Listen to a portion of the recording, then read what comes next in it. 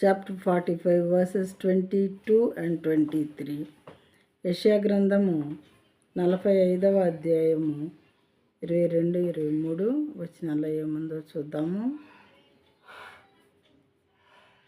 Turn to me and be saved, all the ends of the earth, for I am God, and there is no other.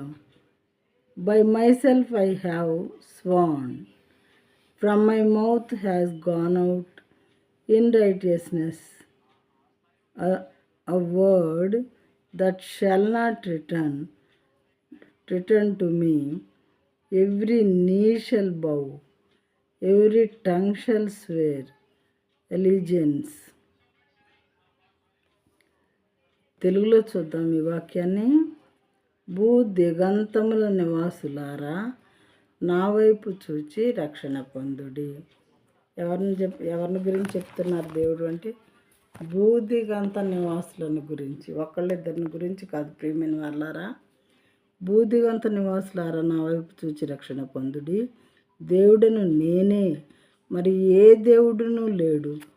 నా ఎదుట ప్రతి మోకాలును వంగును, ప్రతి నాలుకయు నా తోడని ప్రమాణము చేయును అనియు నేను నీ పేరట ప్రమాణము చేసి ఉన్నాను. నేను నా పేరట ప్రమాణం చేసి ఉన్నాను.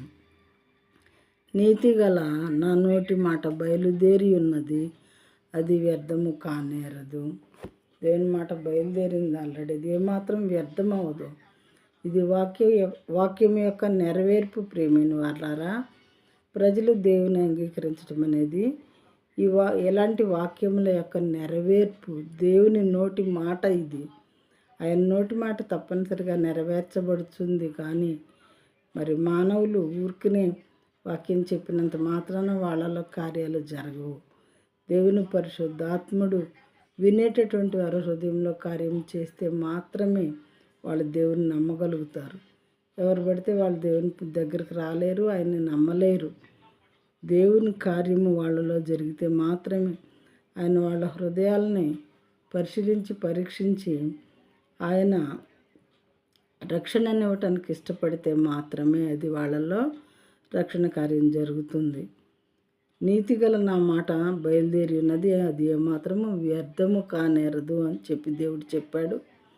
ప్రతి నాలుక నా తోడని ప్రమాణం చేస్తుంది అని చెప్పి దేవుడు చెప్పారు. ప్రతి మోకాలు నా పేరున వంగుతుంది అని చెప్పారు.